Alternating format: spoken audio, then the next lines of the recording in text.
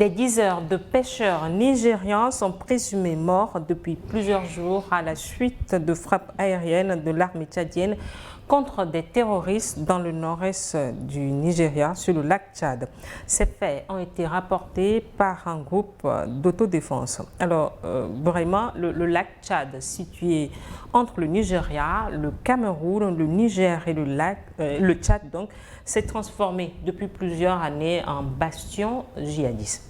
Ah oui, il faut le dire. Je crois qu'une fois, nous avons eu à débattre sur la question par rapport à ce qui se passe dans cette zone où, bon, je ne dirais pas les insurgés, des groupes des djihadistes se permettent de trouver la tranquillité des populations. Et vous savez, c'est une zone également très poreuse, vous venez de le dire, avec 4 pays qui se partagent la frontière. Vous comprendrez. Déjà, dès l'attaque du 5 mai dernier, il fallait s'y attendre. Il faut s'attendre que l'armée tchadienne devrait réagir. D'abord, le président Maréchal avait eu à le dire, que cela ne resterait pas un acte impuni. Et c'est ce qu'ils ont commencé. Déjà, dès le 6, ils avaient commencé par attaquer cette zone et par mettre hors d'état de nuire ces groupes. Maintenant, ils l'ont fait jusqu'au 7, même au 9. Je crois qu'il y a des choses qui se font. Mais jusqu'au week-end dernier. Oui, malheureusement, ils ne veulent pas communiquer là-dessus.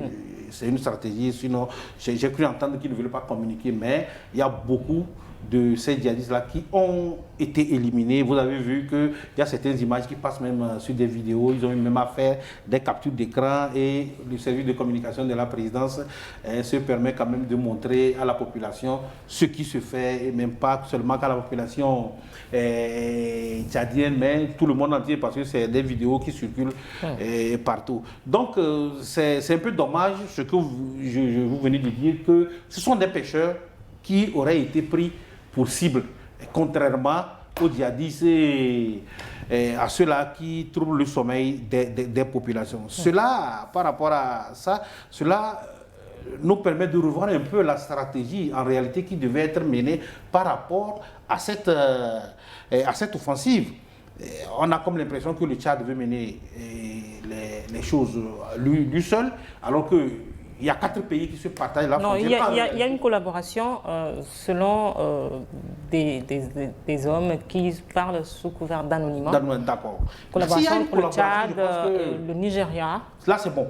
S'il y a une collaboration, je pense que c'est une bonne chose. Une bonne chose de pouvoir collaborer et de pouvoir permettre d'éradiquer ces groupes-là qui vraiment ne font pas du bien à la population dans cette zone. Mais ce n'est pas aujourd'hui, vous venez de le dire, c'est depuis des années que la situation dans cette zone n'est pas stable, avec les tueries et tout autre. Maintenant, depuis plusieurs années, qu'est-ce que les dirigeants ont fait pour pouvoir trouver une solution? Puisque ça ne cesse d'accroître. Chaque jour, il y a des morts, il y a de ces djihadistes-là qui sortent pour troubler la quiétude des populations. Mais qu'est-ce qui est fait jusqu'à ce jour? Est-ce que les questions se sont posées? Est-ce que les dirigeants qui se sont succédés ont posé de bonnes questions afin de pouvoir avoir les bonnes réponses? Ça, c'est là, je le disais une fois ici, ça peut être également des ingérences extérieures aussi.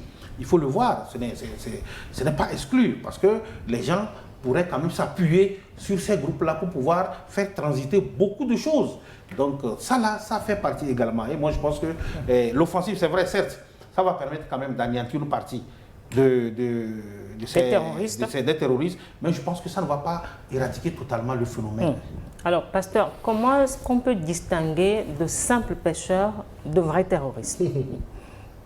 Non, ça a été toujours un problème. Mais il faut aussi d'abord reconnaître que tant qu'en Afrique, nous n'aurons pas des forces armées intégrées, on va toujours dépendre de l'extérieur, c'est-à-dire des frappes extérieures, des soutiens extérieurs. Alors, par rapport au Tchad, les problèmes transfrontaliers ne peuvent pas être réglés par les dirigeants dont vous parlez. Parce que c'est depuis Berlin 1885 que ça a été décidé. Et des limitations. Les frontières nous ont été imposées depuis 1814, ça fait 141 ans. Et donc, qu'est-ce qu'on fait concrètement? On ne pourra rien faire. Parce que chaque pays mise sur son territoire. Et donc, sans l'entente des dirigeants, rien ne peut se faire. Et celui qui a fait ça depuis là, lui, il s'en fout parce que, bon, il nous a mis des problèmes. Aujourd'hui, Bismarck, quand vous prenez Bismarck, il n'est plus en vie. Mais c'est eux qui ont organisé ce sommet de forfaiture au Berlin en 1880-1885. Et que vous voulez enterrer, d'ailleurs. Justement, que nous voulons enterrer le 28 mai prochain. C'est fort ce qui va se passer. Donc aujourd'hui, il n'y a plus question de dire que tel pays n'est pas concerné parce que c'est l'Afrique tout entière. Et ce que nous avons comme héritage, c'est les frontières que nous avons comme héritage. Et c'est ça aujourd'hui qui pose de sérieux problèmes. Le Tchad ne peut rien faire à lui seul. On vous parlait de collaboration entre les autres pays. Vous vous rappelez pourquoi il y avait eu G5 Sahel. G5 qui n'a pas pu prospérer. Et jusqu'au jour d'aujourd'hui, parce que c'était une initiative carrément de la France à l'époque de la France. Dès que les 3 pays de l'AES se sont retirés, G5 Sahel est mort. Aujourd'hui, chaque pays se défend seul. Et il faut reconnaître la force aux pays de l'AES quand même qui s'entendent, qui mutualisent leur énergie pour pouvoir se défendre. Donc, le Tchad va continuer par subir ça. Mais vous avez parlé de comment est-ce qu'on peut différencier les terroristes des pêcheurs. Des pêcheurs, parce qu'on les compte par dizaines de morts. Oui, en termes de ces représailles de l'armée. En termes de riposte, dans des cas comme ça, mais si vous ne savez pas, l'ennemi peut vous surprendre. C'est pourquoi, quand il y a ce genre d'opération, mais tout ce qu'on voit en face, ben on est obligé, c'est ça.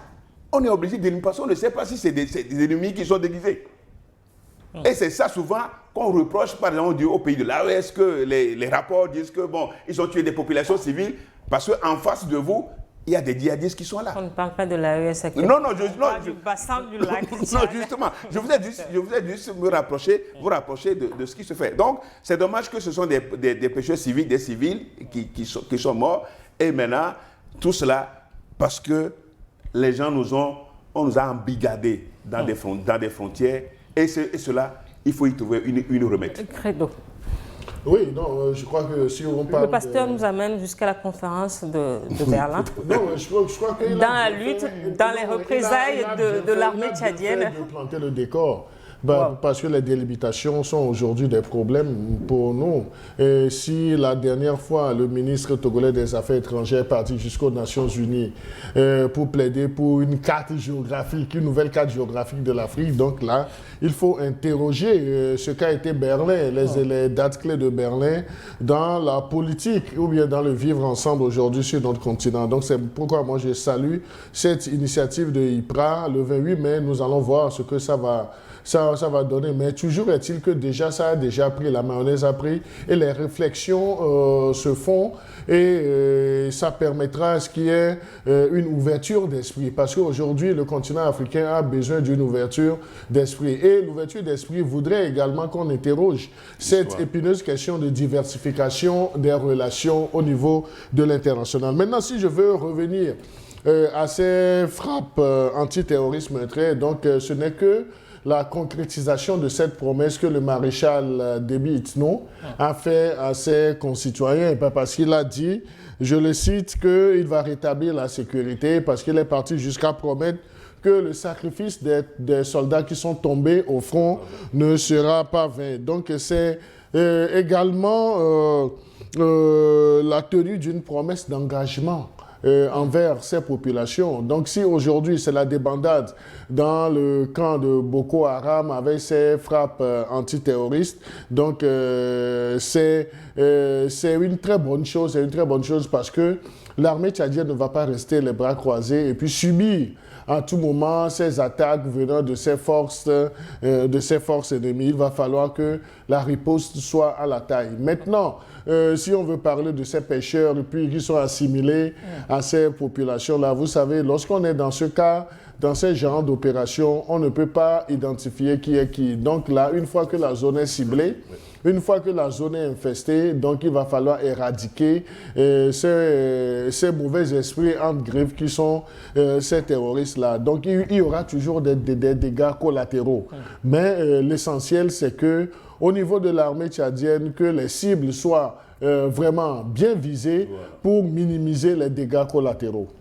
Alors, Selon des rapports, les pêcheurs, qu'ils soient nigérians ou camerounais, paient des impôts, des tributs à ces terroristes de Boko Haram pour pouvoir aller à la pêche. Mais au moment où le Tchad annonce que la zone est en urgence, est-ce que ces pêcheurs ont encore raison d'y rester? La réponse, elle est triviale. Elle est triviale. Comment est-ce que vous savez que la zone est en insécurité? Et de surcroît, le pays annonce l'état d'urgence pour, je crois, 7 jours, je crois bien. Et vous êtes des pêcheurs. Si vous savez que vous n'êtes pas en acquaintance avec ces gens, vous devrez en réalité rester chez soi, libérer les lieux et éviter, même si auparavant vous le faisiez et vous voyez que la situation durant cette période est devenue très critique et que probablement les gens vont frapper, l'armée va frapper, je pense qu'il faut replier, attendre que le calme revienne. C'est ça qui prouve également ce que nous étions en train de dire, et ce que le pasteur a dit, ce que Credo a dit tantôt.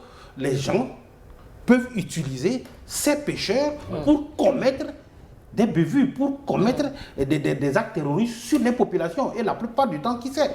Si ces terroristes n'utilisent pas ces pêcheurs-là, donc dans ce genre de situation, il n'y a pas demi-mesure. Il faudrait que l'armée passe à l'action. Si vous savez que vous n'êtes pas impliqué, vous n'avez pas d'acquaintance avec les groupes djihadistes, je pense que le mieux, c'est de ne même pas venir, c'est de respecter l'état d'urgence qu'a déclaré l'État et de rester à l'écart dans la zone. Parce que les terroristes savaient que ce qu'ils ont fait le 5, le lendemain, en même temps qu'ils devraient avoir riposte. Et comme je l'ai dit, depuis ce jour jusqu'à l'heure où je vous parle, il y a des ripostes. Seulement, c'est une stratégie choisie par l'État, l'armée tchadienne pour ne pas communiquer. Sinon, il y a beaucoup de choses qui se font en ce moment dans cette zone et l'armée tchadienne a préféré ne pas communiquer. Donc, dans n'importe quelle zone où il y a la guerre et que l'État prend, ça c'est un conseil, l'État prend la décision de déclarer l'état d'urgence, je pense que si la population veut se protéger elle-même, elle doit rester, ou bien respecter l'état d'urgence, ou bien rester à la maison. Alors vous avez parlé du G5 Sahel, mais une source de renseignement nigérien a indiqué que le Niger participe également aux opérations de l'armée tchadienne. Est-ce que ce sont les bases posées pour une nouvelle coalition antiterroriste? Ça peut partir de là. Ça fait partie de là. À partir de ce moment, s'ils ont mené des actions, ils ont vu que ce sont des actions qui ont réussi, ils peuvent rester et porter une réflexion sur le fait qu'on peut élaborer, ne serait-ce qu'une coalition dans ce sens, et lutter. Et ça peut s'élargir au fur et à mesure. C'est le temps qui va nous dire. C'est le temps qui va nous dire, et les actions qui seront posées, qui nous diront, l'acte que nous bien, l'initiative que nous avons prise, c'est une bonne initiative. Il faudrait concrétiser ça, il faudrait l'élargir, il faudrait, asseoir une telle initiative. Sinon, le fait de se retrouver et d'aller faire front, ça c'est une bonne chose. Pasteur. Oui, nous sommes les mêmes peuples d'Afrique. Et dans la tradition, si la case de mon prochain brûle, c'est que c'est ma case, ça me concerne. Mais c'est ce que la civilisation étrangère, je ne veux pas dire occidentale, la civilisation étrangère nous a imposé. Mais vous avez déjà dit occidentale. Non, il a dit qu'il ne veut pas dire. La civilisation étrangère. Parce que nous, c'est la solidarité. C'est la solidarité en Afrique. C'est vrai. Et donc, quand il y a un problème au Tchad, et que c'est le Niger, le Nigeria, le Burkina et le Mali qui se mettent ensemble pour l'aider à éteindre le feu, mais c'est une très bonne chose. Et c'est ce que nous continuons par dire. Ce que Berlin n'a pas nous a infecté. Oh, parce que nous ramène encore à Berlin. Non, mais moi je crois que il faut encourager, disons, ce repositionnement de l'armée tchadienne sur le terrain de combat. Parce que l'armée tchadienne doit éradiquer, disons, ces phénomènes terroristes. Mais ça ne pourrait pas être seulement l'œuvre de cette armée. Donc il faut une collaboration. Et le fait qu'on ait signalé des apports du Niger et du Nigeria, donc c'est déjà une bonne chose. Nous en parlions il y a quelques semaines sur ce plateau en termes d'échange de renseignements, en termes de communion d'énergie. Donc c'est une très bonne chose. Et les pays limitrophes du Tchad doivent collaborer avec le Tchad pour que le Tchad ne tombe pas aux mains de ces forces du mal, parce que ne pas collaborer, c'est que vous-même, vous dressez le lit à ce que votre pays même soit attaqué un de ces jours. Nous passons au 4e sujet consacré au Togo. Ben,